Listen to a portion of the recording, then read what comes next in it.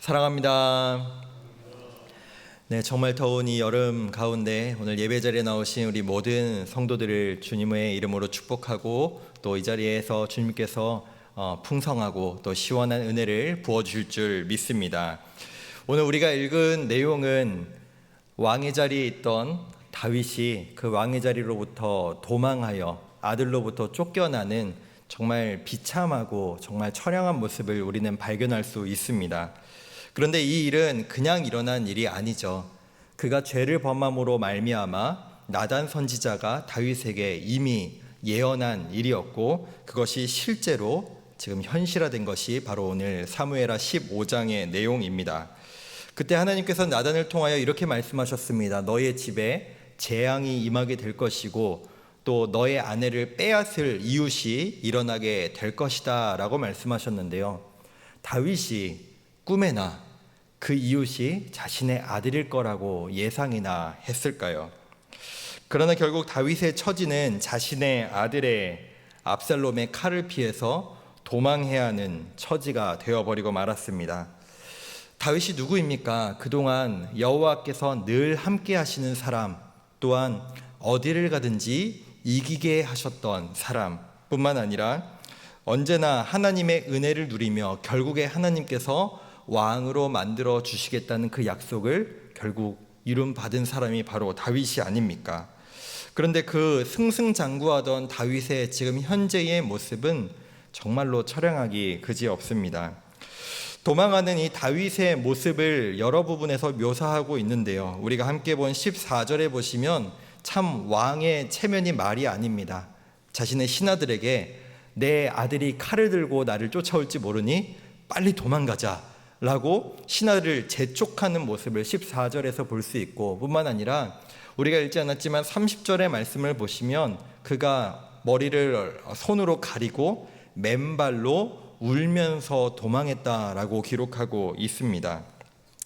정말 한 나라의 왕이었는데 이 모습은 정말 모양 빠지고 정말 초라한 모습입니다. 젊은 시절 다윗은 광야에서 도망자 생활을 이미 경험해 본 전력이 있습니다.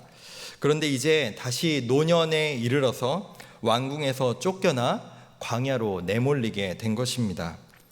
젊어서는 그나마 체력도 있고 또 연단과 왕이 되기 위한 어떤 준비와 훈련의 과정이라고 어떻게 보면 포장할 수 있겠으나, 이제는 자신의 죄 때문에, 자신이 범한 죄 때문에 그 징계의 결과로 아들에게 쫓겨서 광야로 내몰리게 된 것이죠.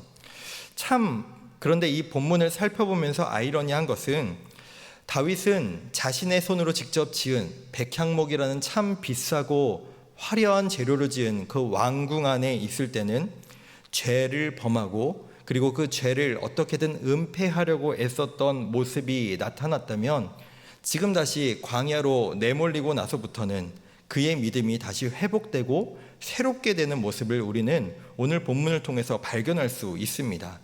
이 도망하는 과정 가운데 오늘 만나는 사람들, 그 무리들을 만나는 그 과정들을 통해 오늘 말씀을 좀 살펴보고자 하는데요, 다윗이 도망의 과정에서 처음 만났던 무리는 바로 이방인들의 군대였습니다.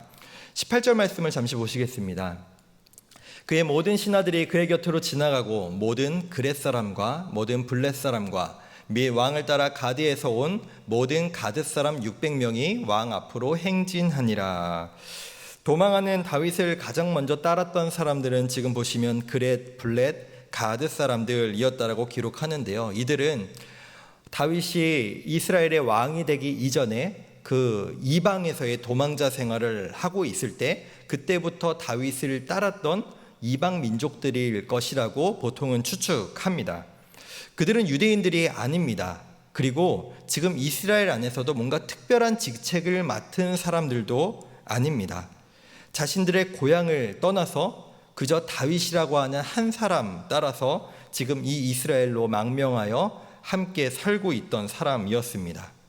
그런데 다윗의 입장에서는 지금 도망 중입니다. 칼을 피해서 도망하는 중이었기 때문에 자신을 어떻게든 보호해줘야 하는 한 사람, 두 사람이라도 급한 상황이 바로 다윗의 상황이었습니다. 자신을 지켜줄 사람이 필요했던 것이죠. 그런데 다윗은 지금 이들을 향해서 이렇게 얘기합니다. 19절과 20절을 보시면 너희는 다 돌아가라. 너희 있는 곳에 다 가라 라고 말씀하고 있습니다. 그 이유가 이들이 이방인이기 때문일까요? 더 정확하게는 이 이유는 그렇습니다. 나는 내 죄 때문에 지금 광야로 내몰려서 이 처량한 삶을 살아갈 수밖에 없지만 너희는 이미 고향을 떠난 자들이고 너희가 지금 나를 따르기 시작한다면 이제 새롭게 왕이 될 압살롬을 반역하게 되는 것이고 너희는 고향으로도 못 돌아가고 이 이스라엘에서도 발붙일 곳이 없는 진짜 떠돌이 생활을 할 수밖에 없다라고 그들을 걱정하면서 그들에게 너희는 돌아가라. 너희의 왕에게로 돌아가라 라고 말하고 있는 것이죠. 즉 다윗은 지금 자신의 안위를 우선으로 걱정하고 그것을 먼저 생각하는 것이 아니라 자신을 따르는 그 사람들의 안위를 먼저 걱정하고 그들이 안전하고 온전한 삶을 살아가기를 우선적으로 여겼던 것이죠. 과거에 그가 죄 가운데 있을 때는 남의 아내를 빼앗아 한 가정을 망가뜨리고 또 자신에게 충성하는 어떤 부하의 그 충성심을 이용해서 그 사람을 죽게까지 만들었지만 지금은 정말로 어렵고 절체절명의 그 순간 가운데도 완전히 다른 모습으로 타인의 안위를 먼저 생각하고 있는 모습을 우리는 발견할 수 있습니다. 이 다윗의 말에 대해서 이 가드 사람 이때라고 하는 사람이 이렇게 응답하는데요. 21절 말씀도 보겠습니다. 이때가 왕께 대답하여 이르되 여호와의 살아계심과 내 주 왕의 살아계심으로 맹세하옵나니 진실로 내 주 왕께서 어느 곳에 계시든지 사나 죽으나 종도 그곳에 있겠나이다 하니. 아멘. 혹시 이 다윗과 이때라고 하는 사람의 이 서로의 대화를 보시면서 어떤 성경의 장면이 떠오르지 않으십니까? 조금 이제 사무엘상 그리고 그 앞에 있는 룻기라고 하는 성경에 보시면은 시어머니인 나오미와 며느리인 룻의 대화의 모습과 너무나도 닮아 있습니다. 자신의 아들들이 다 죽어버려서 이제 과부가 되어버린 두 명의 며느리에게 너희는 이방인들이니 너희가 있는 곳으로 모압 땅으로 다 돌아가라. 너희 살 길을 찾아가라 라고 하는 그 며느리들에 향한 이 시어머니의 말에 대해서 룻은 이렇게 대답하죠. 나는 절대 어머니를 떠나지 않겠습니다. 나는 어머니와 항상 함께 하겠습니다 라고 답하는 모습과 너무나 닮아 있습니다. 잘 아시다시피 룻기의 주제는 헤세드라고 보통 말합니다. 이 헤세드라고 하는 이 히브리어는 한 가지 단어, 한 가지 표현으로 정리하기가 참 어려운 표현인데요. 정리해 보면은 하나님과 우리와의 어떤 관계와 사랑과 은혜를 뜻하기도 하고 또 사람과 사람 사이에 나타나는 서로를 정말로 위하는 모습이라고도 표현할 수 있습니다. 저는 이 모습을 통하여서 이런 생각을 해봤습니다. 이 다윗과 이때의 대화의 모습이 다윗이 하나님 앞에 또 하나님께서 다윗을 대하는 그 헤세드의 아름다운 모습이 회복되어가는 과정을 이 두 사람의 관계를 통해서 보여주고 있는 것이다 라고 하는 생각이 들었습니다. 즉 다윗이 타인을 향하여 내 욕심, 내 안위를 위한 것이 아니라 상대방을 더 위하는 사랑과 상대방을 걱정하는 모습을 보일 때 똑같이 상대방도 나에게 그 사랑과 그 충성의 모습을 보이는 모습이 마치 하나님 앞에 그 신앙이 회복되어 가는 다윗과 하나님과의 관계를 보는 듯 했습니다. 그 다음 다윗이 도망 중에 만난 두 번째 무리가 있는데요. 사독과 아비아달 그리고 레위 사람들, 즉 종교인들, 종교 지도자들을 만났습니다. 24절 말씀을 보시겠습니다. 보라, 사독과 그와 함께한 모든 레위 사람도 하나님의 언약궤를 메어다가 하나님의 궤를 내려놓고 아비아달도 올라와서 모든 백성이 성에서 나오기를 기다리도다. 아멘. 이들은 다윗에게 그냥 온 것이 아닙니다. 다윗에게 이들은 정말로 큰 선물을 하나 들고 왔습니다. 잘 아시다시피 바로 하나님의 언약궤를 들고 왔죠. 이 하나님의 언약궤는 하나님의 임재의 상징이기도 할 뿐더러 종교 사회였던, 종교 국가였던 이 이스라엘에 있어서 하나님이 여기에 계신다, 그리고 하나님께서 왕으로 임명하시고 세우신 이 정통성이 바로 여기에 있다라고 하는 의미 또한 담고 있던 것이 바로 이 언약궤였죠. 이 장면을 보면서 어렸을 때 봤던 삼국지라고 하는 소설이 생각이 났습니다. 그 삼국지에 보면은 많은 군웅들이 옥새 하나 가지기 위해서, 그리고 나중에 꼭두각시 황제를 자신이 모시기 위해서 서로 전쟁을 하고 암투를 벌이는 모습이 나타나는데, 그만큼 정통성이라는 것은 큰 힘을 가지고 있는 것이죠. 마찬가지로 하나님의 임재를 상징하는 언약궤가 다윗에게 있다? 그렇다면 다윗의 세력이 비록 지금 매우 약하고 부족할지라도 상대방이 다윗을 함부로 할 수가 없는 것입니다. 즉 다윗을 보호해 줄 수 있는 보호의 어떤 중요한 수단과 도구가 될 수 있는 것이죠. 그렇기 때문에 다윗도 왕이 되자마자 이 하나님의 언약궤가 갖고 있는 상징과 중요성을 너무나 잘 알고 있기에 자신이 왕이 되고 다윗 성 안에 그것에 가장 먼저 하나님의 언약궤를 모셨던 것, 그리고 되게 이 성경을 비판적이고 나이브하게 보시는 분들은 다윗이 언약궤를 가져온 걸 그의 신앙 때문이라고 얘기하지 않고 자신의 왕권을 강화하기 위함이다라고 좀 비판적으로 말하는 사람이 있을 정도입니다. 그러나 비록 지금 현재 다윗의 모습, 맨발로 쫓겨나 도망하고 있지만 그는 이 하나님의 언약궤를 붙잡아야 당연한 것처럼 보이지만 그는 그렇게 행동하지 않습니다. 오히려 언약궤를 가지고 온 사람들에게, 종교 지도자들을 향해서 25절에서 너희는 이 궤를, 이 법궤를 다시 원래 있던 곳, 바꿔 얘기하면 압살롬이 있는 곳으로 도로 가져가라 라고 명령합니다. 이전에 엘리 제사장 때, 왕이 세워지기 이전에 마지막 제사장 시기였던 그 엘리 제사장 때 보면은 엘리 제사장은 블레셋과의 전쟁에서 승리하기 위하여 자신의 아들인 홈니와 비느하스에게 이 언약궤를 가지고 나가라고 명령합니다. 왜냐하면 그 언약궤가 함께 있으면 전쟁에서 승리할 수 있다라고 하는 생각이 있었기 때문이죠. 즉 그들은 전쟁에 승리하기 위한 하나의 도구로 마치 부적처럼 언약궤를 들고 나갔습니다. 하나님을 이용했습니다. 뿐만 아니라 사울은 어땠습니까? 사무엘상 13장을 보시면 그는 블레셋과의 전쟁을 앞두고 제사를 드린 후에 전쟁에 나가야 하는데 사무엘이 도착하지 않자 그는 군사들의 사기가 꺾이고 전쟁에서 패배할 것 같은 그 두려움에 사로잡혀 자기 마음대로 제사를 드려 버립니다. 즉 제사가 수단이 되어 버렸던 것이죠. 마찬가지로 하나님을 이용했던 모습입니다. 그런데 참 재밌는 것은 지금 다윗의 아들인 압살롬도 똑같은 모습을 직전에 보였다라는 것입니다. 7절과 8절을 잠시 살펴보도록 하겠습니다. 압살롬은 다윗을 대적하여 반역을 일으키기 직전에 이런 행동을 합니다.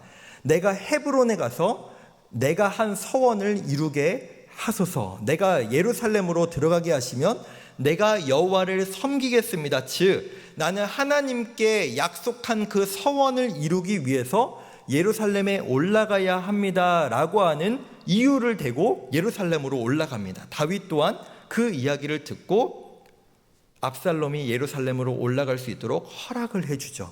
그러나 그것은 그저 핑계일 뿐, 그가 예루살렘 헤브론으로 올라가자마자 그가 한 일은 아버지를 배신하고 왕권을 빼앗는 일이었습니다. 즉 하나님께 서원하겠다, 하나님을 섬기겠다라고 하는 말을 빙자하여 자신이 왕이 되고자 하는, 즉 압살롬도 하나님을 이용하는 모습을 보여줍니다.